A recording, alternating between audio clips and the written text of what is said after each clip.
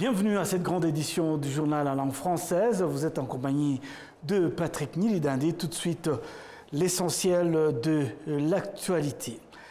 L'actualité reste marquée par la situation au niveau régional.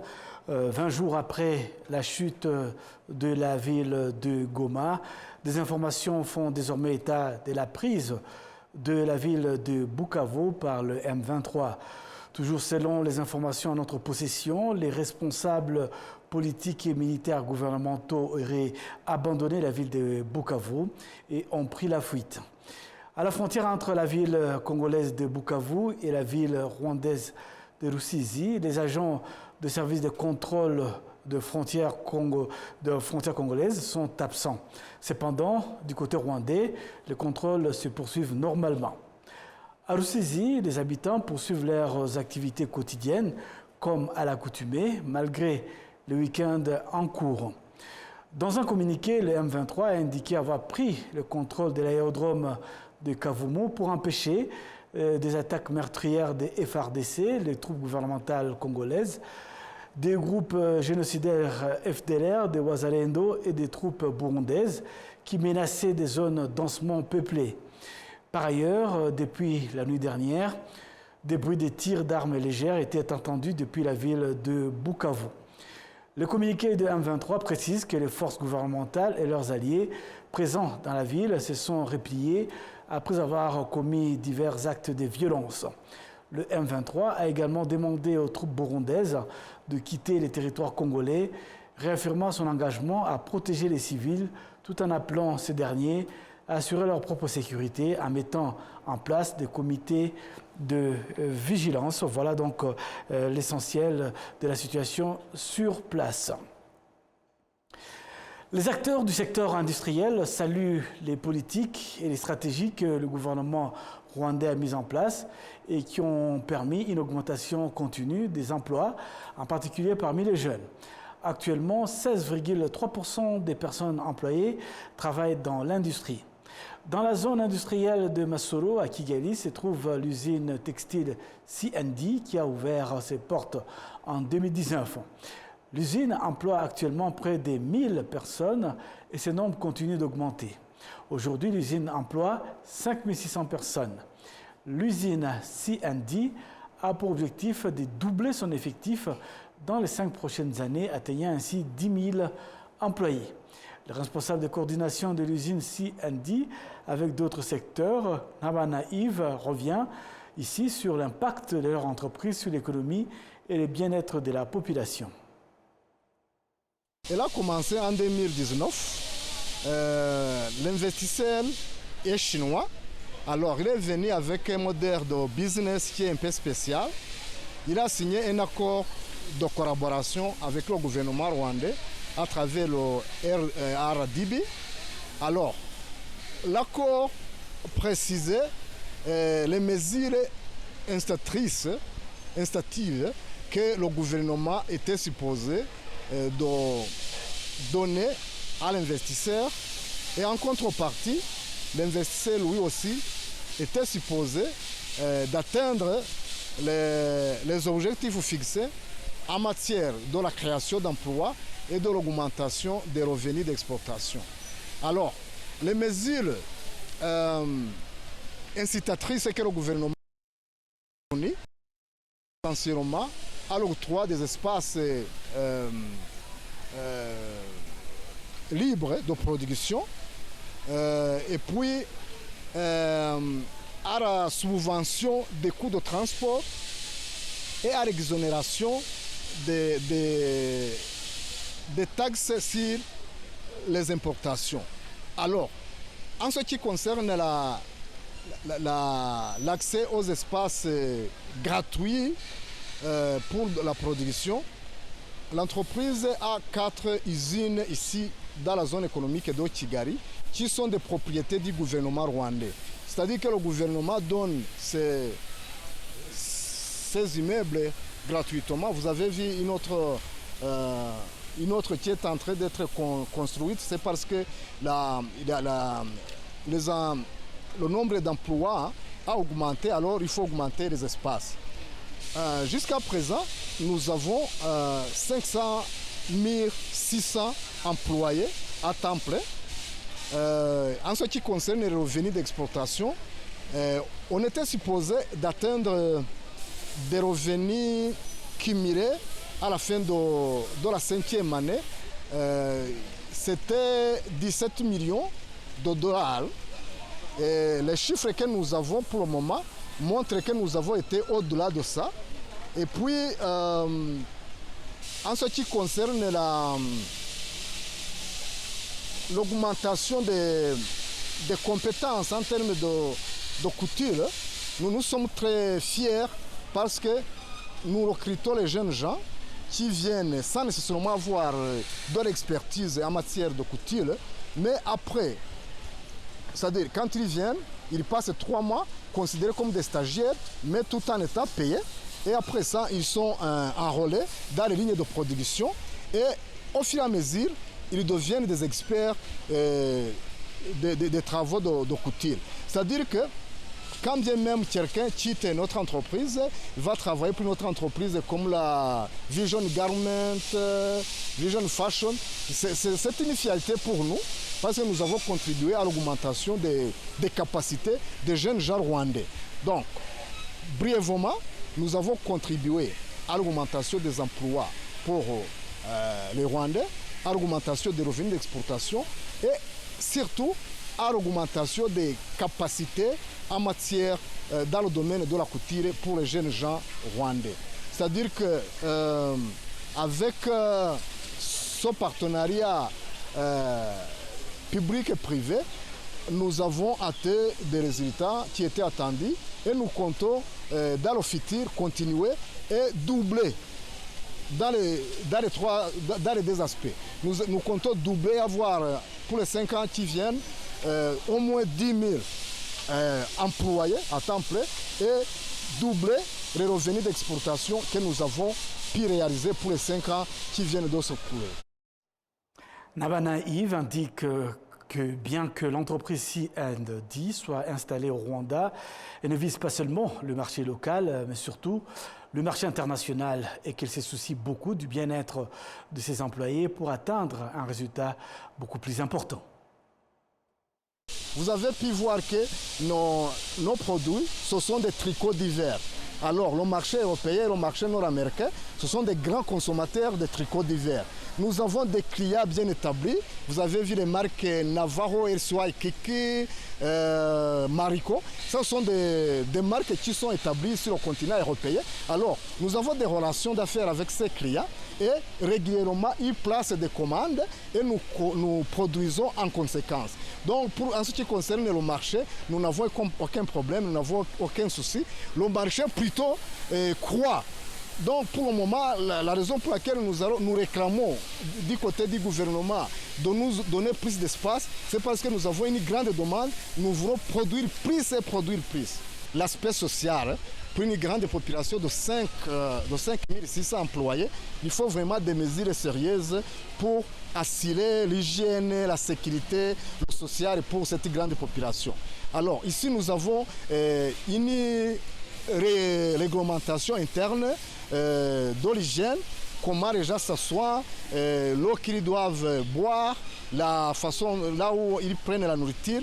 Nous avons tout un tas de mesures et que nous respectons scrupuleusement pour nous assurer que nos employés ne sont pas exposés aux grands risques de maladies, d'accidents. Voyez les lieux de secours. Mais il y a une chose que je dois vous dire qui est très importante. Ici, comme nous avons une grande population, nous avons un lieu d'octroi de l'assistance d'urgence en termes médicaux. Nous avons un infirmier qui a des médicaments de première nécessité. Quand quelqu'un se sent mal à l'aise, il doit contacter immédiatement l'infirmier. Alors, si c'est un cas simple qu'il doit traiter, il le fait. Mais s'il réalise que c'est un cas plus compliqué, nous avons des moyens de transport qui doivent évacuer la personne en question vers un hôpital ou un dispensaire qui a plus de capacité de traiter son cas. Et puis, autre chose, c'est que ici nous offrons les repas de midi gratuitement. Ce serait vraiment pénible d'envoyer quelqu'un qui vient juste de sortir de la ligne de production, d'aller chercher un outil ailleurs et de revenir. Ça fait perdre le momentum de production. C'est la raison pour laquelle nous avons préféré investir. Nous utilisons l'argent de la société, de l'entreprise, pour acheter et offrir gratuitement les repas de midi à nos employés. Actualité oblige, un petit retour sur l'actualité régionale, plus précisément à la frontière entre la ville congolaise de Bukavu et la ville rwandaise de Rusizi. Nous avons en ligne notre envoyé spécial sur place, Jean-Pierre Kagabo, qui va nous donner la situation actuelle. Jean-Pierre, comment se trouve la situation sur place ? Après 20 jours de la libération de la ville de Goma, les informations sont désormais éteintes du mouvement du M23 en direction de la ville de Bukavu, au sud. Cela fait suite à l'annonce du groupe le 14 février, selon lequel il aurait pris le contrôle de l'aérodrome de Kavumu, situé à environ 25 km de la ville de Bukavu, comme indiqué dans son communiqué du 15 février 2025. Il est rapporté que les responsables civils ainsi que les militaires ont pris la fuite. À la frontière entre Bukavu et Rusizi, les agents de service et de contrôle des frontières sont absents. Cependant, du côté rwandais, les contrôles se poursuivent normalement. À Rusizi, ville rwandaise voisine de Bukavu en RDC, les habitants poursuivent leurs activités quotidiennes comme à l'accoutumée malgré le week-end. La prise de l'aérodrome de Kavumu permet au M23 d'empêcher les attaques des FARDC, du groupe génocidaire FDLR, du Wazalendo et des troupes burundaises qui menaçaient des zones densément peuplées, comme l'indique le communiqué du M23. Par ailleurs, depuis la nuit dernière, des bruits de tirs de petites armes sont entendus dans la ville de Bukavu. Les informations circulent faisant état de l'arrivée de soldats du M23 à Bukavu, capitale de la province du Sud Kivu. Cependant, ni le M23 ni le gouvernement congolais n'ont confirmé cette information. Si cela est avéré, ce serait la deuxième grande ville capturée par la coalition AFC M23 en moins d'un mois. Le communiqué du M23 précise que les forces gouvernementales et leurs alliés présents dans la ville se sont repliés après avoir commis divers actes de violence. Le M23 a également demandé aux troupes burundaises de quitter le territoire congolais, réaffirmant son engagement à protéger les civils tout en leur appelant à assurer leur propre sécurité en mettant en place des comités de vigilance. Jean-Pierre Kagabo à la frontière de Rusizi. Merci Jean-Pierre Kagabo. Le porte-parole du gouvernement rwandais Alain Mukurarinda est revenu dans un entretien à Arabié sur les questions d'actualité, notamment la RDC. Je vous invite à les suivre. Je pense qu'il faut d'abord bien préciser que oui, l'Union européenne, le Parlement de l'Union européenne a demandé que soient prises certaines sanctions contre le Rwanda. Bon, c'est juste une demande, parce que selon la procédure, il faut que ces sanctions soient confirmées ou infirmées par la Commission de l'Union européenne. Donc, il faut attendre une décision finale. Mais revenant en arrière, est-ce qu'il faudrait se demander si aujourd'hui, c'est ce genre de position, si c'est ce genre de demande qui peut réellement résoudre le problème à l'est de la RDC, le problème d'insécurité, aujourd'hui le problème de guerre qui se déroule dans cette région, sans pour autant essayer d'examiner en profondeur et en prenant en compte toutes les questions qui se posent dans cette région. Revenons un peu en arrière en commençant par la RDC. La RDC a déjà pris des mesures sanctions contre le Rwanda. Ils ont décidé de suspendre la coopération qui existait entre les deux pays. Ils ont suspendu la compagnie rwandaise. Ils ont chassé ou renvoyé l'ambassadeur et le personnel de l'ambassade. Hier, ils ont interdit le survol de l'espace de la RDC. Est-ce que ces mesures ont-ils résolu ce problème? Non. Parce que ce n'est pas en prenant ce genre de mesures et en ignorant ce qui se passe réellement sur le terrain que ce problème va être résolu. Surtout que ce qui se passe sur le terrain, les problèmes qui se posent ne sont pas nouveaux. Deuxièmement, aujourd'hui, nous sommes dans un monde ouvert. Il y a quelques années, il y avait deux blocs qui se faisaient face. Occidental, à l'est et à l'ouest. Et à un certain moment, il y a eu un seul bloc. Et au moment où le monde était unipolaire, si je peux m'exprimer ainsi, oui, ces sanctions pouvaient être prises et avoir réellement des conséquences. Parce qu'un seul bloc avait tout le pouvoir. Mais cela est en train de changer. Le monde est en train de devenir multipolaire. Vous ne pouvez pas venir menacer avec des sanctions comme si vous étiez seul au monde. Mais il y a des essentiels. Oui, oui, c'est vrai, mais aujourd'hui, même ceux qui ont demandé que des sanctions soient prises contre le Rwanda, en se basant sur le fait que le Rwanda soutient le M23 pour piller les richesses de la RDC. Est-ce que réellement c'est le seul problème qui existe dans ce pays? Est-ce qu'en vérité, c'est ce problème qui cause la guerre dans cette région? Qu'est-ce qui se passe par rapport au problème de sécurité que pose le Rwanda? Ce problème existe, documenté, même par les rapports, à certains moments, des rapports écrits, réalisés par des experts de ces mêmes pays. Ce problème, on n'en parle pas. Deux, nous avons deux présidents de la RDC et du Burundi qui ont publiquement annoncé leur envie, leur volonté de renverser le pouvoir au Rwanda et qui ont mis en place une coalition armée pour arriver à leur objectif. Aujourd'hui, nous avons l'armée congolaise, l'armée burundaise, la SADC, la MONUSCO, les mercenaires en provenance de l'Union européenne, les Wazalendo, les FDLR, tout cela est documenté, que ce soit par écrit, que ce soit par des images, et on n'en parle pas. Et vous pensez que le fait de ne pas en parler fait disparaître ces problèmes? Les problèmes persistent. Troisièmement, nous avons un problème qui est posé par des Congolais à leur propre gouvernement. À certains moments, le gouvernement les traite de coquilles vides, de terroristes, des gens qui n'existent même pas. Mais d'un autre côté, nous avons des rapports faits par le représentant spécial du secrétaire général des Nations Unies qui nous parle des menaces qui pèsent sur ces personnes, des tueries. Ils sont chassés de leur terre. Nous en avons ici plus de 100 000. Il y en a plus de 300 000 en Ouganda et au Kenya. On n'en parle pas. Et parmi eux, il y en a qui ont pris les armes. Et le gouvernement congolais admet que ce sont des Congolais.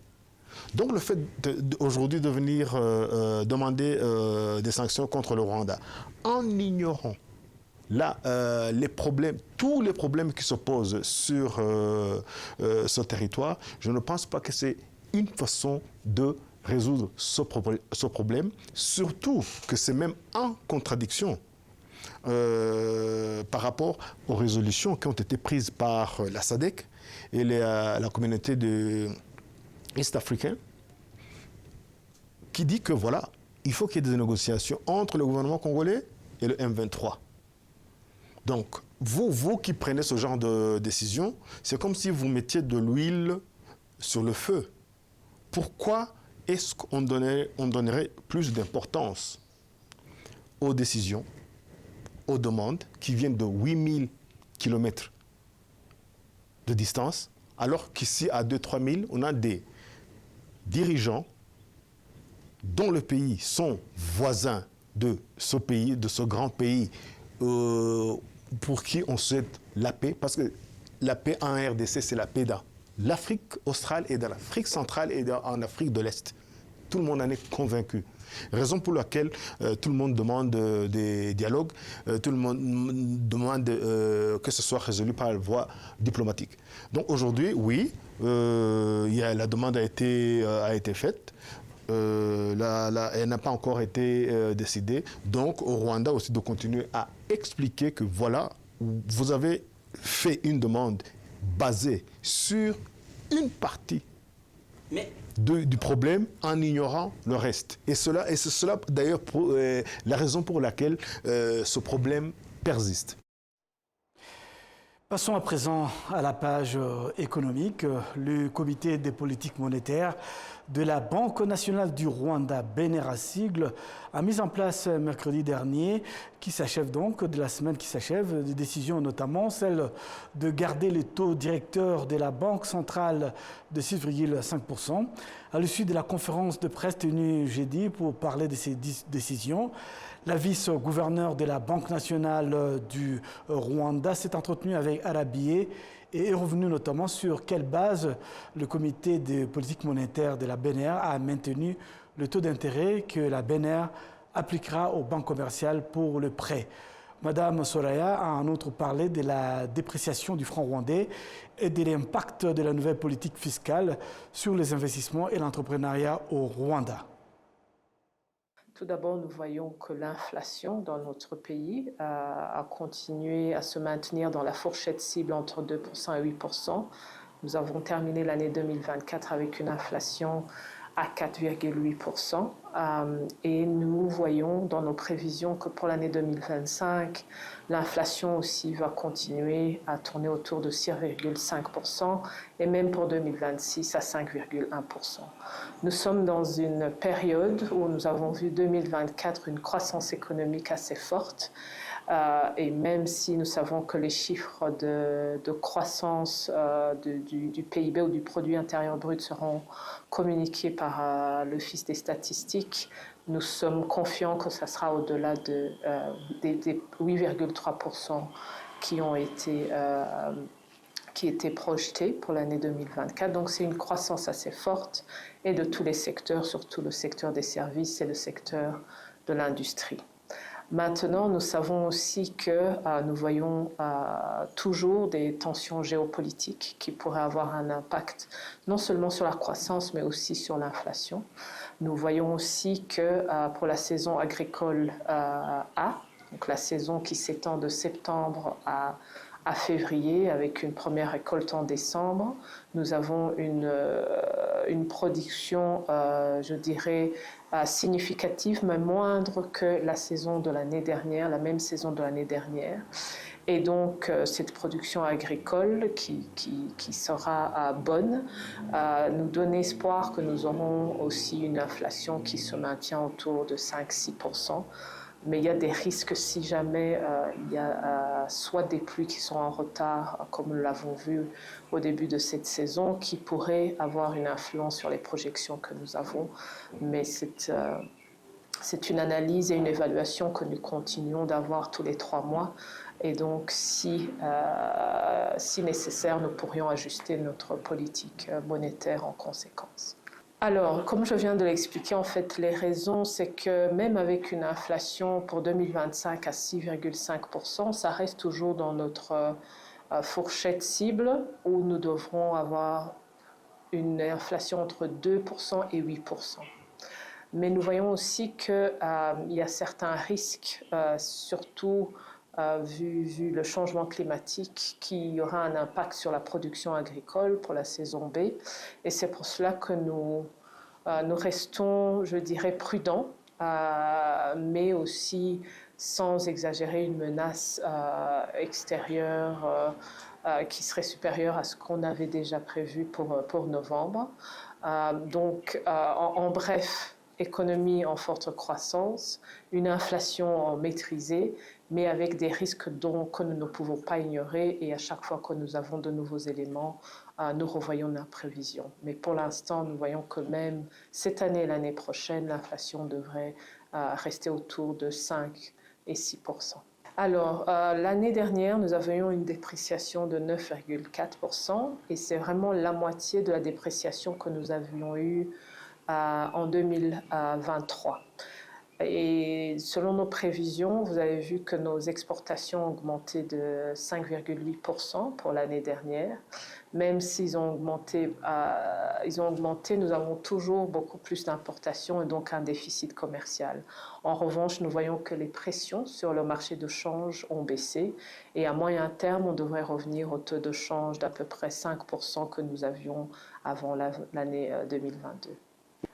Alors, il est vrai que depuis que le gouvernement a annoncé de nouvelles mesures fiscales et des augmentations d'impôts pour certains produits et services, il y a eu des inquiétudes sur l'impact sur la croissance. Mais le ministre des Finances l'a bien expliqué. En tant que pays en voie de développement, nous devons avoir une base fiscale solide pour pouvoir avoir des investissements publics qui sont essentiels à notre développement. Donc pour nous, évidemment, lors de nos discussions en comité de politique monétaire, nous avons regardé l'impact de ces impôts sur l'économie globale ou sur l'inflation. Nous ne voyons pas un impact significatif qui aurait changé nos prévisions. Et puis, le fait que ce sont des impôts qui ne viennent pas tout d'un coup d'une traite, mais c'est des impôts qui seront imposés ou augmentés dans la période de la Stratégie nationale de transformation, NST2, jusqu'en 2029. Deuxième chose importante, c'est qu'il y a eu des consultations, non seulement entre nous et le ministère des Finances, pour voir les conséquences de cette réforme fiscale sur l'économie en général et la stabilité macroéconomique, mais également des engagements ou des consultations, des discussions avec le secteur privé. Et je pense que dans toute réforme gouvernementale, cet aspect d'avoir le service privé pouvoir aussi discuter avec le gouvernement avant chaque grande décision, c'est vraiment une, je pense, des forces de notre pays pour que l'on puisse tous ensemble faire des décisions, mais basées vraiment sur l'impact que chaque décision pourrait avoir et sur les ménages et sur le secteur privé.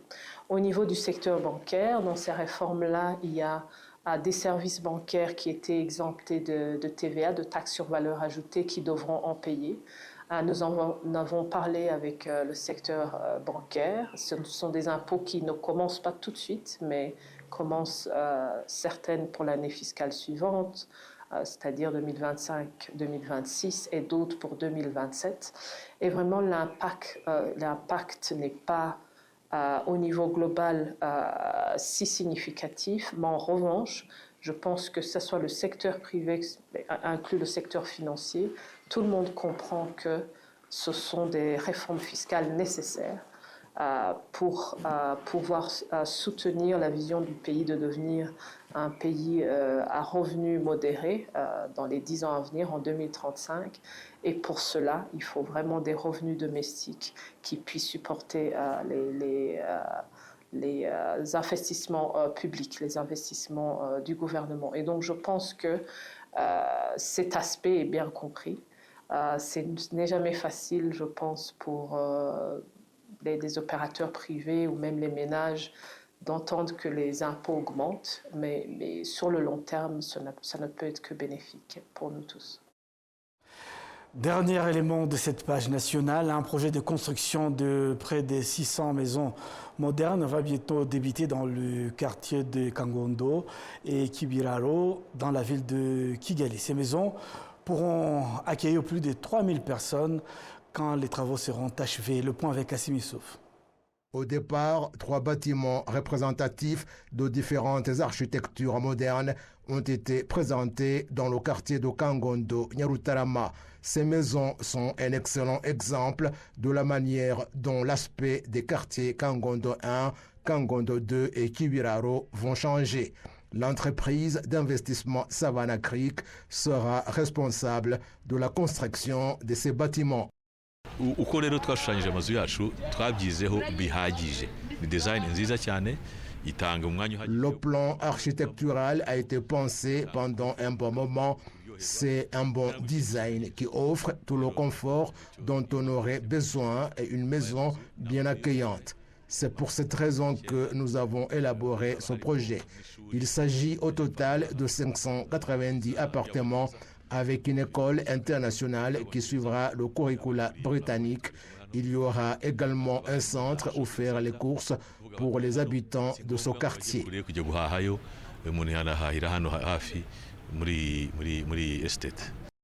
La Banque de Kigali est un partenaire dans ce projet.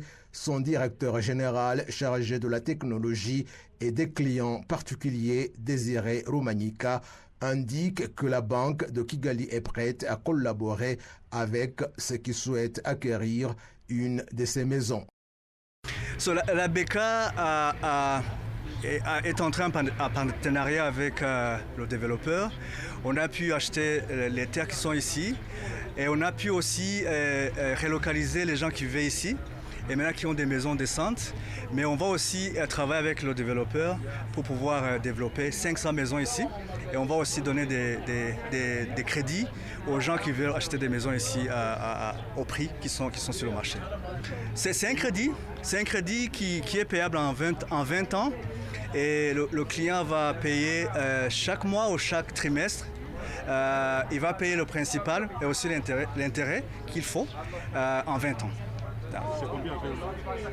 Bon, ça dépend de la maison parce qu'il y a des maisons ici qui ont des valeurs différentes. Il y a une maison qui est à $350 000, $450 000 et aussi $700 000. Ça dépend de la maison que tu prends et combien de temps que tu veux payer le crédit. Ce projet devrait être achevé dans les 3 ans et demi à venir et il est prévu qu'il hébergera plus de 3000 personnes tout en créant jusqu'à 5000 emplois. Voilà, nous arrivons au terme de ce journal. Au nom de toute l'équipe qui m'a accompagné tout au long de cette édition, je vous souhaite de passer un excellent week-end en notre compagnie.